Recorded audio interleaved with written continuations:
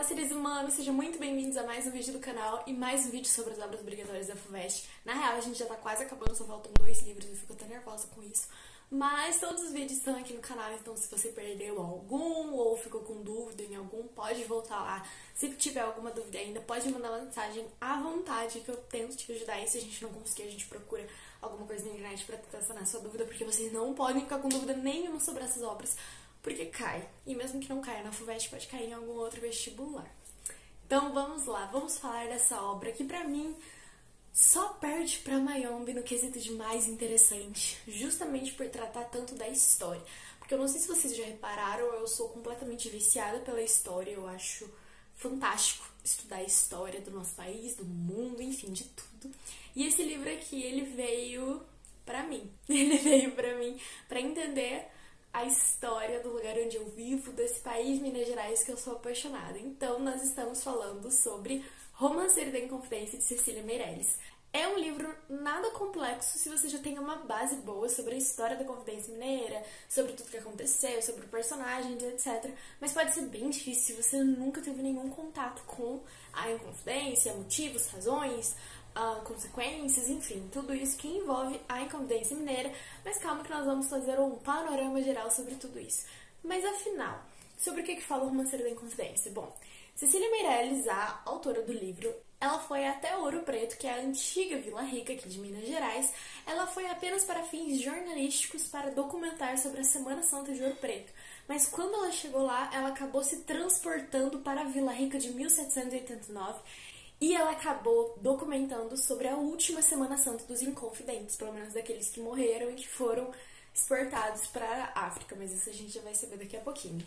É uma viagem no tempo, é uma viagem de sentimentos, ela conta sobre a Inconfidência Mineira de uma forma totalmente subjetiva, ela escolhe um romanceiro para fazer isso, justamente para ter uma liberdade na criação de seus poemas, porque um romanceiro é um tipo de texto, é um tipo de conjunto de textos de origem medieval. Isso era muito, muito típico lá na Idade Média, principalmente porque eles faziam muitas canções, até porque a produção literária da época eram canções. Ela fala, aqui no comecinho do livro tem um prefácio, e ela fala que foi muito importante para ela separar a documentação histórica com a invenção poética, porque fazendo um livro em forma de poesias, ela teria liberdade para contar isso de uma forma muito subjetiva.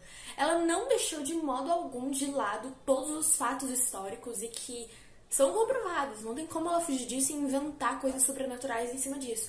Mas ao mesmo tempo ela pôde dar vida para tudo aquilo que estava acontecendo. Bom, ele foi publicado em 1953 e a Cecília Meirelles faz parte da segunda geração modernista, ou geração de 30, que vai lá de 1930 até 1945. Então assim, vamos pegar algumas características da segunda geração modernista, que é o caráter social, totalmente a crítica social, a liberdade de expressão, a liberdade na escrita sem seguir as regras ou nenhum padrão, e também um forte teor nacionalista, né? Já dá pra imaginar, até porque ela fala uma conspiração na época do Brasil colônia contra a coroa portuguesa.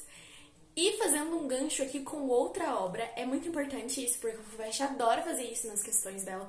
Ela faz um gancho com absolutamente tudo, tem até questão de matemática e inglês, então assim. Mas enfim, fazendo um gancho com uma outra obra, Clara Enigma, feito por Carlos Drummond de Andrade, que foi o nosso último vídeo, também faz parte da segunda geração modernista. E outra, nós também temos esse caráter nacionalista em Clara Enigma. Lembra daquela parte, eu acho que é a quarta ou a quinta, que fala sobre Itabira, fala sobre Minas, fala sobre a infância do escritor, sobre aqui em Minas mesmo, os monumentos históricos, as cidades históricas. Ele até tem um poema falando sobre Ouro Preto. É muito importante vocês relacionarem isso, porque tanto Clara Enigma quanto Romanceiro da Inconfidência têm esse teor nacionalista e fazem parte da mesma geração literária. Então assim, deem uma olhada sobre o modernismo, sobre a segunda geração e fiquem bem atentos sobre isso. Todas essas coisas de crítica social, teor nacionalista, enfim, estão presentes nos 2 livros e é muito importante estar bem claro isso na cabeça de vocês. Só que esse livro aqui, tratando praticamente de história, não seria um livro simples. Por mais que faça parte da segunda geração modernista, nós estamos falando de 1789, nós estamos falando de Brasil no século XVIII. E aqui não era o modernismo que estava prevalecendo, até porque o modernismo nem existia ainda, nós estamos falando de muitos séculos atrás. E aí, qual escola literária estava vigente na época, lá no século XVIII? O arcadismo. E por que é tão importante a gente falar sobre o arcadismo? Porque personagens extremamente importantes para a Inconfidência, alguns inconfidentes, eram os maiores escritores arcadistas da época. Eu não sabia disso até eu ler esse livro. Eu fiquei me sentindo uma anta por não saber disso. Mas assim, Gloucester Saturnio e Marília de Dirceu, eles eram inconfidentes. Gloucester Saturnio é o pseudônimo de Cláudio Manuel da Costa e Marília de Dirceu é o pseudônimo de Tomás Antônio Gonzaga. Esses dois são os maiores escritores do arcadismo brasileiro, eles são os grandes nomes do arcadismo e eles são personagens aqui porque eles eram inconfidentes. E mostra a vida deles, o que aconteceu com eles depois. Isso é simplesmente fantástico. Então é muito importante vocês saberem sobre o arcadismo. Vamos falar de algumas características básicas. O arcadismo, ele prega sobre o bucolismo, sobre essa vida no campo, a vida bucólica, sobre essa vida pastoril, sobre essa vida afastada dos maiores centros, mais aproveitando a natureza, aproveitando o momento. É uma vida mais calma, uma vida mais serena. Uma escola literária que estava vindo depois do barroco, que estava sendo totalmente contra o barroco, porque o barroco tem todos aqueles requintes, todas aquelas coisas grandiosas, exuberantes. Já o arcadismo não. O arcadismo é como se fosse algo calmo, algo sereno, é uma escrita totalmente querendo aproveitar o dia, aproveitar o momento, viver o agora. Eles estão geralmente no campo, no meio das árvores, só aproveitando o momento. E só para exemplificar tudo isso que eu tô falando sobre o arcadismo, vou falar só um trechinho pra vocês do romance De Outros Maldizentes. E aí uma partezinha ela fala: entre pastores vivia a sombra da sua amada. Ele dizia Marília, ela de Dirceu balbuciava. Tá falando sobre Marília de Dirceu, que é o codinome do Tomás Antônio Gonzaga. Eles serão personagens aqui no meio da Inconfidência, terá toda uma trama em cima disso. É super interessante, vocês vão ver. Mas agora vamos para o contexto histórico, a parte mais interessante, e eu acho que é a parte que mais delimita tudo que vai ser dito aqui. Primeiro vamos para o contexto histórico da época em que esse livro foi escrito. Ele foi publicado em 1953, mas foram anos de pesquisa da Cecília Meirelles.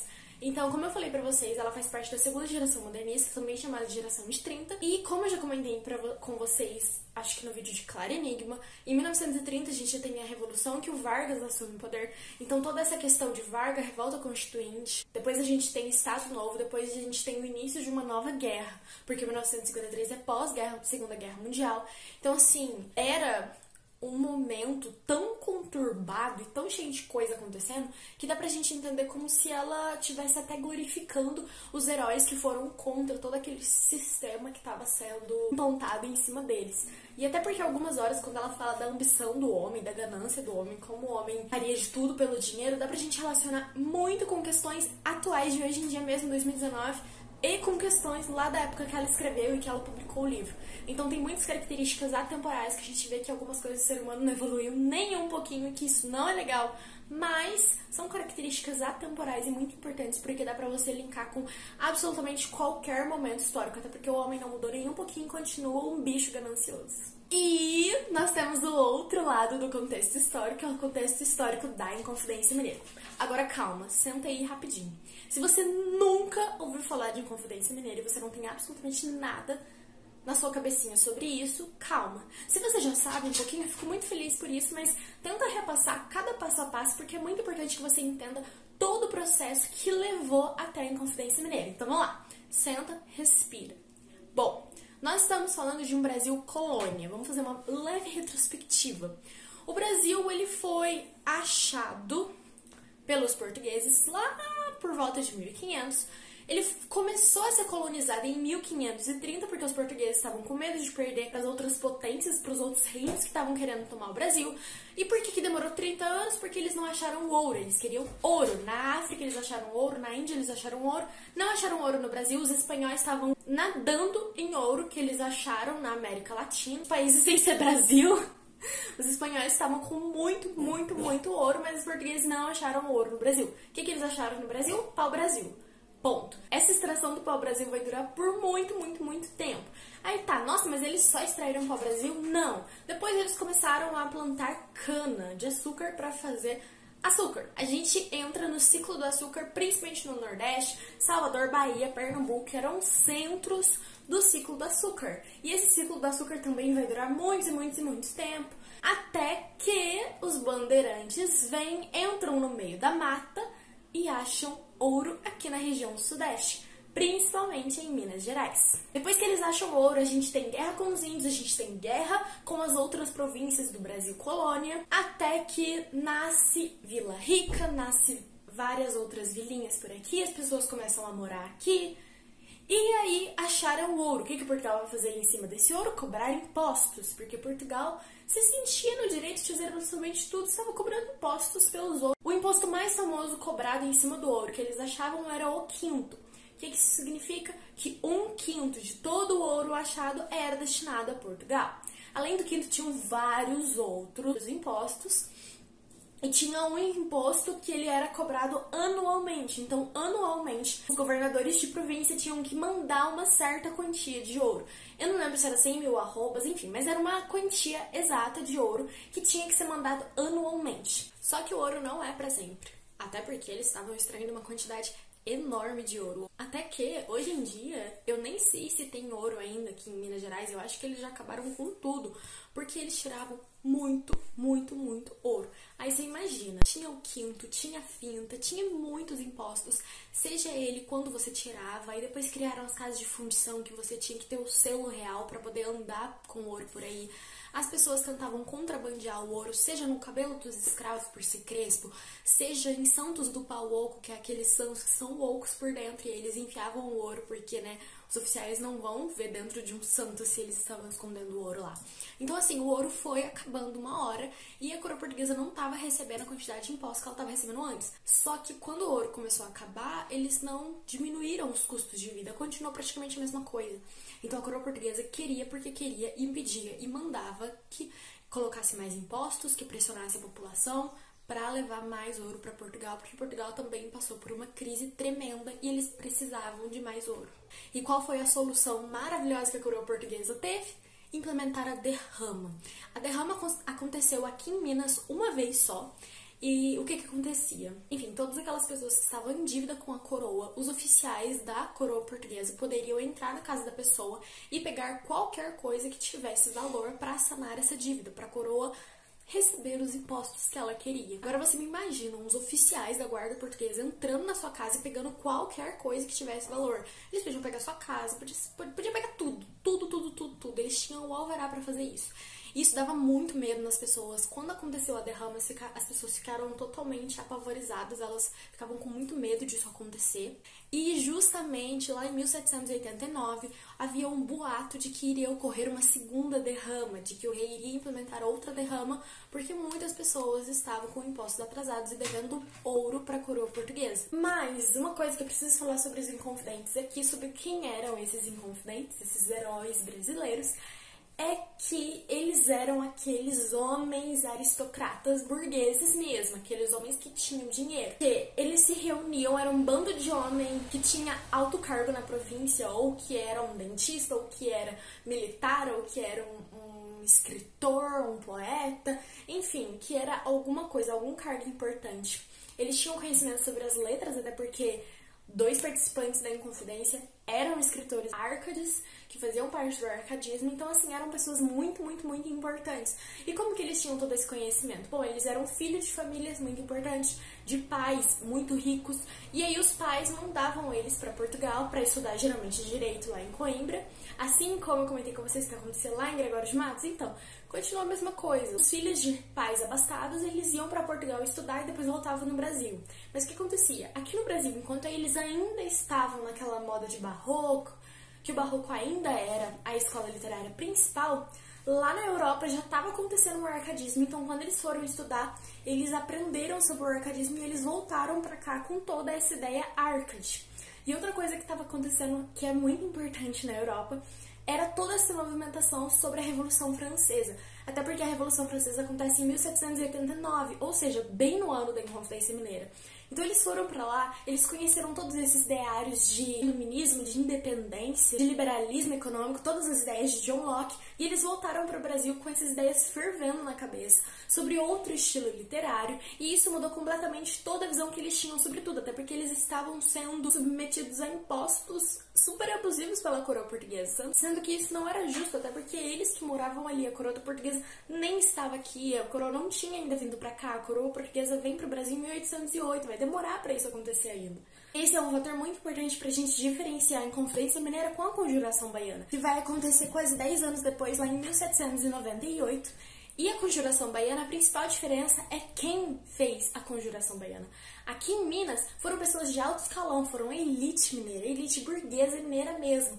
Lá na Bahia, não. Lá na Bahia foram os escravos, foram os mestiços, foram aquelas pessoas que estavam literalmente à margem da sociedade e que estavam sofrendo absurdamente com tudo que estava acontecendo. As atenções da corte estavam totalmente viradas aqui pro Sudeste, eles tinham deixado de lado totalmente o Nordeste. Então, é muito importante a gente analisar quem foram os rebeldes que participaram da Conjuração Baiana e da Inconfidência Mineira, até pra gente poder entender as consequências que cada uma tiveram.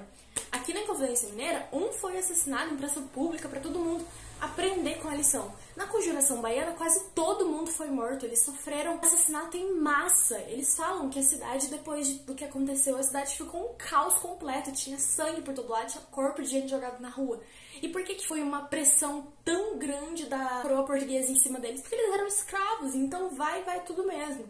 Agora que não, aqui eles eram pessoas importantes. Tinha advogados, tinha até juiz no meio da Inconfidência. Então, assim, é muito importante vocês terem uma clara separação disso. Agora, sabendo de todo esse contexto histórico que estava por trás e que aí vem acontecer essa Inconfidência Mineira, é muito importante a gente entender isso, porque aqui no livro ela faz justamente esse caminho. Os primeiros poemas começam justamente com a busca pelo ouro, quando acha o ouro, toda a ganância do homem, essa busca incessante em cima de ouro, como o homem muda e mostra o seu pior lado por causa da ganância, por causa dessa necessidade absurda em cima do ouro. Ela mostra toda a nova configuração da sociedade, essa nova sociedade que está se formando por causa e em cima do ouro. E um pedacinho que exemplifica muito bem isso é aqui no comecinho do livro que ela fala: por ódio, cobiça, inveja, vai sendo o inferno traçado. Os reis querem seus tributos, mas não se encontram vassalos. 1000 bateias vão rodando, 1000 bateias sem cansaço. Bateia é aqueles instrumentos que eles pegavam, porque o ouro era de ouro de aluvião, ou seja, era em cachoeiras, enfim, em córregos que a água ia caindo, eles pegavam essas bateias, faziam assim com as bateias, a água e o ouro ficava ali paradinho no meiozinho. Então, aqui no começo, nos primeiros romances, ela vai falando sobre essa grandeza do homem e ao mesmo tempo decadência do homem. Um romance muito importante que mostra isso é o da donzela assassinada, que ela é morta pelo próprio pai, porque o pai queria arranjar um casamento pra ela, mas ela quer se casar com outro homem e ele apunhala ela pelas costas, o próprio pai mata ela. E tudo pela ganância, tudo pelo ouro. E nesse comecinho também ela mostra os costumes da região, mostra o folclore, mostra várias lendas, mostra essa nova sociedade que está se formando em Vila Rica. E uma das lendas que ela coloca aqui pra gente é a lenda do Chico Rei. A gente não sabe se é verdade ou não, mas falam que teve um escravo que veio da África, que ele era rei lá na África. Chegando aqui, ele consegue comprar a sua própria alforria e a alforria de outros escravos, e eles se unem e até fala que eles constroem uma igreja lá em Ouro Preto, que tem até hoje, a Santa Ifigênia, que foi a primeira igreja feita pelos escravos livres. Então, assim, são lendas muito importantes para a história. E fala também de Chica da Silva, que foi a ex-escrava que conseguiu ser aforreada porque ela ficou com um homem muito importante, muito rico, e ele dava de tudo pra ela, então ela vivia cheia de ouros, ela tinha os seus próprios escravos. E Chica da Silva, ela foi muito importante para a sociedade durante muito, muito tempo. Ela sempre foi muito respeitada, sempre foi uma mulher que dava muitos bailes, era muito chique, e tem um poema que fala um pouquinho dela. O romance é o romance 14 e chama Da Chica da Silva. Vestida de tiço, de raso e de Holanda, é a Chica da Silva, é a Chica que manda. Escravas, mordomos, seguem como um rio, a dona do dono do cerro do frio. Então, assim, a Chica era uma personagem extremamente importante para a época. Ela é colocada como uma das mulheres mais importantes da história, principalmente aqui no período da mineração. Seguindo aqui, nós vamos começar a falar sobre os poetas árcades, os poetas que eu comentei com vocês. O Glaucio Seixas Saturnio, que é o Cláudio Manuel da Costa, o Marília de Dirceu, que é o Tomás Antônio Gonzaga, e mostra como é importante o arcadismo para tudo que estava acontecendo nessa época. Ela coloca Minas como o país da Árcade. Olha, o romance é o romance 20, ou do país da Arcádia.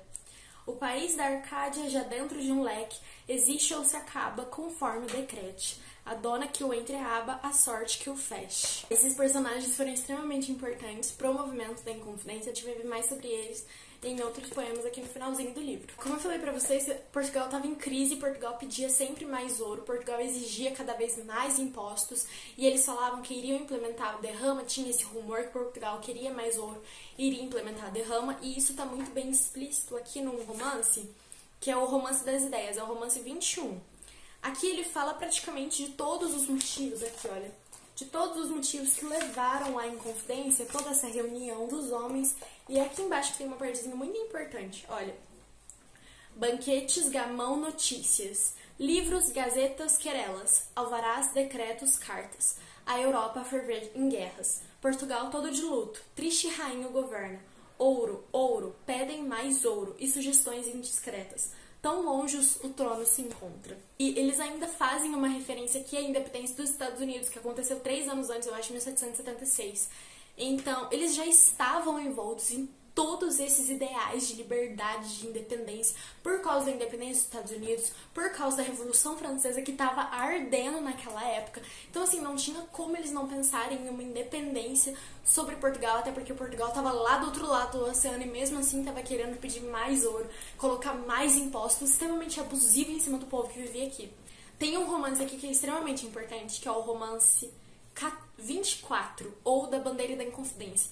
Eles mostram passo a passo da confecção da Bandeira da Inconfidência, que é a bandeira de Minas Gerais hoje em dia, que é o fundo branco com um triângulo vermelho escrito Liberta, quae será também. E aqui nesse poema mostra a confecção da bandeira, o lema dos Inconfidentes, por que eles estavam falando isso. É como se você estivesse no meio de uma reunião deles, em que eles estavam debatendo os últimos pontinhos para finalmente fazer a Inconfidência. E mostra também quão insatisfeitos eles estavam com Portugal. E dá-lhe o papel e a pena, e diz o poeta vigário, com dramática prudência: tenha meus dedos cortados antes que tal verso escrevam, liberdade, ainda que tarde.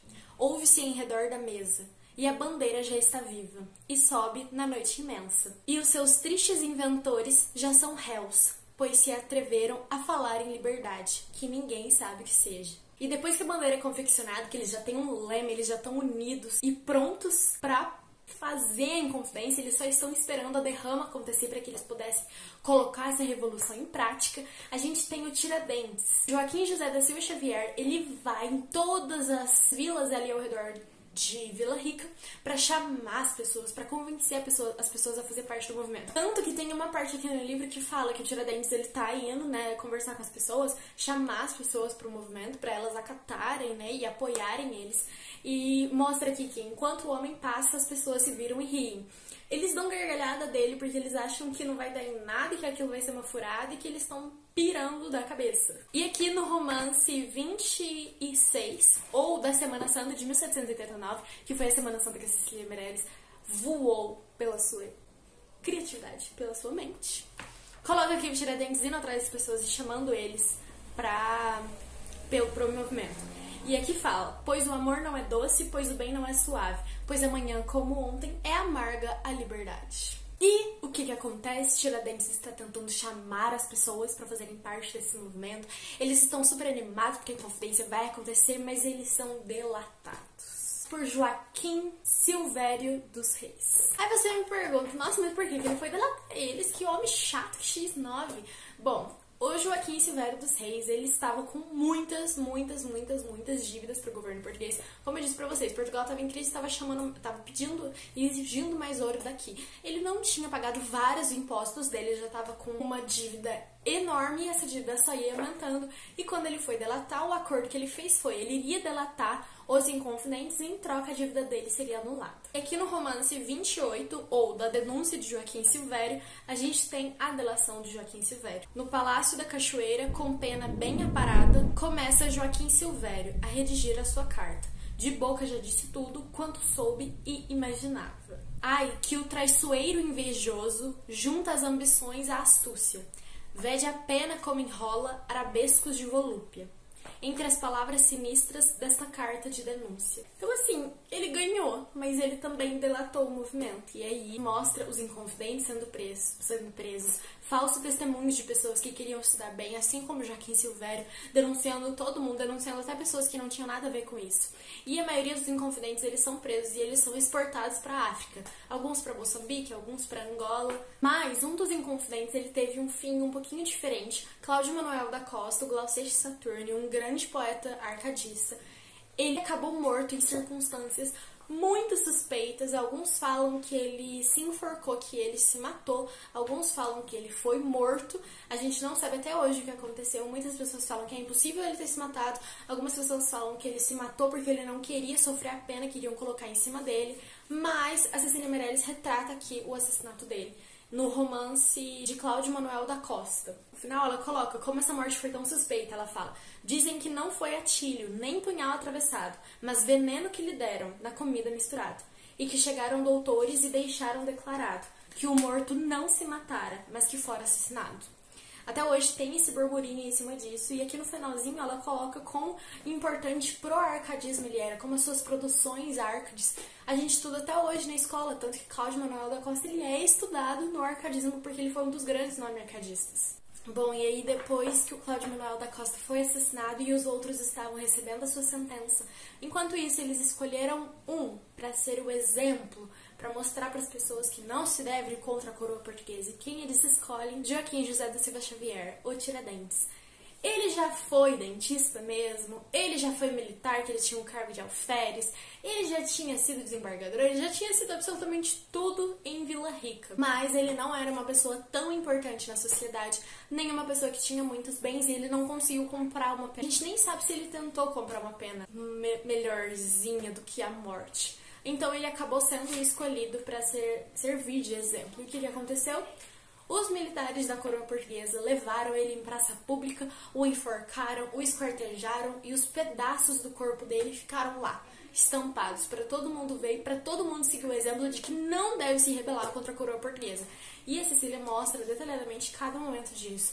O momento dele indo preso, o momento dos guardas confiscando os bens dele, revistando a casa dele, ele preso, ele refletindo sobre tudo que aconteceu. Ele não se arrepende em momento nenhum, mas ele fica pensando naqueles amigos que ele tinha e deixaram ele totalmente de lado quando tudo isso aconteceu. Mostra ele sendo carregado até a praça pública, as pessoas olhando pasmas pra ele, ele sendo enforcado, ele sendo esquartejado, ele sendo exposto em praça pública para as pessoas verem os restos mortais dele. Eu peguei só um pedacinho aqui pra falar pra vocês. Um do romance que é da reflexão dos justos. Foi trabalhar para todos, e veja o que lhe acontece. Daqueles a quem servia, já nenhum mais o conhece. Quando a desgraça é profunda, que amigo se compadece? Deixa eu contar uma coisinha pra vocês. Beleza, isso daqui foi escrito lá em 1930, 1940. Mas isso não é muito hoje em dia? Quando acontece alguma coisa trágica com você, ou que você pega fazendo alguma coisa muito errada, quem são os amigos que vão ficar do teu lado? Se você for contar de verdade mesmo, vai ser um ou dois e olha lá ainda. E é justamente isso que ele tá falando.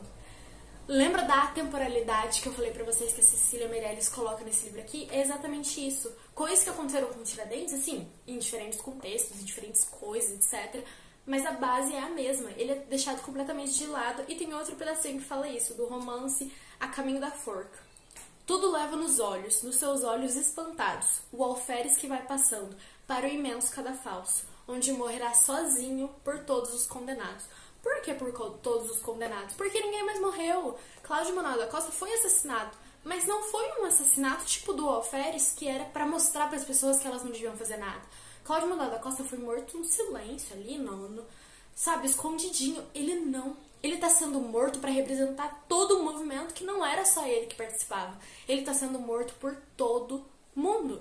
Depois que Tiradentes é morto, que eles expõem o seu corpo para todo mundo ver e que acaba os pensamentos e as reflexões dele, tudo que ele significa, a gente vai para alguns outros personagens da Inconfidência que também sofreram penas. Um deles é o Tomás Antônio Gonzaga, com o pseudônimo de Marília de Dirceu, outro poeta Arcade.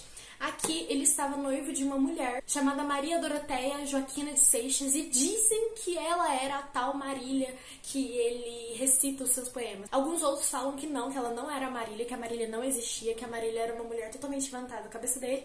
Mas enfim, ele estava noivo dela, mas ele foi exilado para Moçambique, na África. E ele deixa ela aqui e mostra, passinho por passinho, ele indo embora, a Marília ficando triste, a Cecília Meirelles trata a Maria Doroteia como se fosse Marília.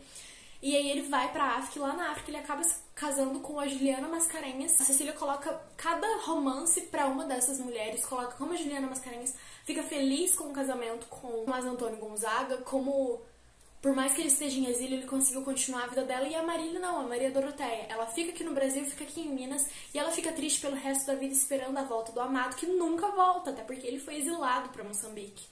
E mostra ela velha, no final de sua vida, extremamente triste, extremamente amargurada, porque não tem mais o seu amado. Outros dois personagens extremamente importantes que a gente tem aqui é o Alvarenga Peixoto e a Bárbara Eleodora. O Alvarenga Peixoto, ele é uma das pessoas que organiza o movimento, articula mesmo todo o movimento, era muito, muito importante. E dizem que a Bárbara Eleodora foi a primeira mulher a participar de um movimento tão grande como a Inconfidência Mineira, porque tem indícios de que ela ajudava seu marido a fazer tudo, sabe, organizar o movimento, etc. O Alvarenga, ele é exilado na África também, a mulher fica aqui, depois ela morre. E tem poema para cada um deles. Tem poema pro Alvarenga Peixoto, para ele descobrirem que ele vai ser deportado, pra Bárbara Eleodora. Toda essa visão de uma mulher que fez parte de um movimento tão importante é bem colocada aqui. Cada um tem um poeminha pra isso, mas se eu vou falar de tudo, esse vídeo vai ficar enorme e eu já acho que tá ficando enorme, então me desculpem. Mas assim, eu acho muito interessante vocês pesquisarem sobre esses poemas, porque é uma visão única sobre coisas que a gente não vivenciou e que a gente não estuda isso nas aulas de história. Porque pensa pra você ver, quando a gente estuda sobre arcadismo ou sobre Inconfidência Mineira, a gente não estuda tão a fundo os personagens que fizeram tudo isso acontecer. E aqui você tem uma visão muito subjetiva, muito pessoal de todos eles. Então eu acho que isso que deixa tudo muito mais legal. Aqui no finalzinho, um dos últimos poemas é dedicado a Dona Maria, que era a rainha de Portugal na época. Ela era completamente perturbada, até quem comandava as coisas era um filho dela, o Dom João, que depois ele que vai vir pro Brasil e vai vir com ela. Mas nessas passagens que tem aqui, conta a Dona Maria 20 anos depois da Inconfidência Mineira, já no Brasil, porque eles vieram aqui pro Brasil em 1808. Então, quando a Cecília retratou a Dona Maria, ela retratou a Dona Maria aqui no Brasil, completamente perturbada, ela não mandava em absolutamente nada, era tudo filho dela, porque ela não tinha condições mentais pra isso. Só pra vocês verem uma partezinha de um poema que chama Dos Passeios da Rainha Louca, que aqui a Cecília Meirelles fala. Entre vassalos de joelhos, lá vai a rainha louca, por uma cidade triste, que já viu morrer na forca, aí um homem sem fortuna que falara em liberdade. Está falando de Tiradentes que foi morto na forca, amando da rainha louca, Dona Maria I. O último poema que tem aqui chama A Fala dos Inconfidentes, que é como se fosse uma homenagem da Cecília aos Inconfidentes. Ela glorifica eles, ela trata eles como heróis que tentaram emancipar Minas Gerais da coroa portuguesa. E é uma homenagem muito bonita e muito singela dela, ela fala mesmo de uma forma bem pessoal a eles, como se eles estivessem ouvindo ela. É muito interessante porque no livro inteiro ela trata da Inconfidência e dos homens que fizeram a Inconfidência acontecer como heróis brasileiros mesmo, como heróis nacionais. É muito, muito importante a gente ver esse lado que ela coloca. E ela mostra um Tiradentes humano, ela mostra todo o caminho dele até chegar nesse movimento. Ela mostra ele como um homem que trabalhava e depois ele vai e ele junta as pessoas pelo movimento para ir lutar pela liberdade. É um Tiradentes humano, os Inconfidentes, ela mostra o lado humano de todos eles, justamente por mostrar o Alvarenga com a filha, sofrendo o luto pela filha, ele com a mulher, com medo do que vai acontecer com ele sendo exilado. A mesma coisa com o Tomás Antônio Gonzaga, que ele vai ser deportado, a Marília fica aqui, a Marília fica triste, então mostra que os Inconfidentes eram pessoas, seres humanos que sentiam e choravam, enfim, que eram humanos mesmo. É uma relação de muita intimidade que a gente tem com todos esses personagens, porque a gente tem um olhar muito, muito, muito mais dentro deles, sabe? Você não sente só como se fossem personagens distantes. E uma última coisa que eu preciso falar é que essa visão que a Cecília traz pra gente de um Tiradentes como um herói nacional é uma visão totalmente construída, ela não é uma visão normal. Quando teve Inconfidência Mineira, eles não glorificavam o Tiradentes como a gente glorifica hoje, até porque ele tem um feriado nacional pra ele. O Brasil inteiro para no dia 21 de abril, porque foi o dia que ele foi morto. Essa visão de Tiradentes como herói, ela foi criada quando houve a proclamação da República. Porque a proclamação da República, que aconteceu lá 100 anos depois, em 1889, quando eles proclamaram a República, eles expulsaram a família real daqui, o Dom Pedro II, E as pessoas não estavam nem entendendo direito o que estava acontecendo, pensando, nossa, mas pra que expulsar o Dom Pedro? Tá tudo bem aqui. E aí eles queriam mostrar que era preciso o Brasil ser independente de verdade, que era preciso proclamar uma república. E aí eles acabaram utilizando de personagens que já tinham tentado algum tipo de emancipação contra a coroa para usar de exemplo de herói nacional. E foi aí que eles trouxeram a imagem de Tiradentes. Tanto que a imagem de Tiradentes que a gente conhece hoje, de um homem com cabelinho comprido, branco, de olhos claros, é uma imagem feita para ser parecida com a de Jesus Cristo, para que a gente olhe para Tiradentes e lembre de Jesus, para ver que ele é um santo que tentou emancipar o Brasil, um herói de verdade. Então, eu vou colocar uma imagem aqui na tela para vocês verem, e essa pintura ela foi feita mais de 100 anos depois da Inconfidência Mineira. Quem fez não estava lá, não conhecia Tiradentes, e mesmo assim fez essa pintura para que ele fosse parecido com Jesus Cristo e que os pedaços do corpo dele, depois de ser assassinado, que ficassem parecidos com o formato da cruz. Tanto que se a gente vê, a cabeça, o braço, as pernas, elas estão no formato da cruz, justamente para trazer essa imagem de santidade a ele. Para que as pessoas, quando a República estivesse sendo proclamada, para que elas aceitassem a República e pensassem, Tiradentes morreu tentando emancipar pelo menos Minas Gerais de Portugal. Então essa visão é muito importante da gente ter, porque não é uma construção natural, foi literalmente uma construção para que as pessoas aceitassem a República, para que as pessoas entendessem que alguém já havia lutado por isso que eles estavam colocando agora. Bom, minha análise foi essa. Eu sei que o vídeo ficou um pouquinho longo, peço desculpas, mas se você ficou até aqui, eu fico muito feliz por isso. Espero muito que vocês tenham entendido. Essa daqui é uma obra muito... Ela não é complexa, mas é que tem muita coisa pra falar sobre ela, até porque é um dos momentos históricos, um dos mais importantes que a gente tem, ainda mais pra mim aqui que mora em Minas. A gente tem um feriado nacional para Tiradentes. É muito importante a gente entender tudo que levou a isso e toda essa caracterização que fizeram em cima de um homem, e que não foi só ele que trabalhou. Tanto que a gente pode ver aqui que muitas pessoas muito importantes fizeram isso não acontecer, mas fizeram com que todo esse movimento acontecesse. Espero muito que vocês tenham gostado, espero muito que tenham entendido, espero muito que fiquem com vontade de ler isso daqui e irem atrás de coisas, porque tem muita coisa pra falar. Eu não falei nem metade do que eu marquei aqui, pelo menos enquanto eu tava lendo. Mas assim, é uma leitura super gostosa e que te deixa muito animado pra saber mais e querer entender mais sobre o que vai acontecer. Por hoje é só, eu espero muito que tenham gostado. Se vocês tiverem gostado, não esqueça de dar um like, não esqueça de se inscrever no canal e de ativar o sininho pra que você não perca nenhum livro que a gente vai trabalhar aqui. E se você estiver no período de vestibular e estiver querendo saber desse livro para a prova da FUVEST, eu te indico ler ele, ler muito atenciosamente, não ler correndo, entende cada palavra que está sendo escrita, porque tem muita coisa aqui nas entrelinhas que você lê uma vez e lê duas vezes para você conseguir entender. Então, por hoje é só, eu espero muito que vocês tenham gostado, muito obrigada por ter ficado até aqui e a gente se vê depois. Tchau!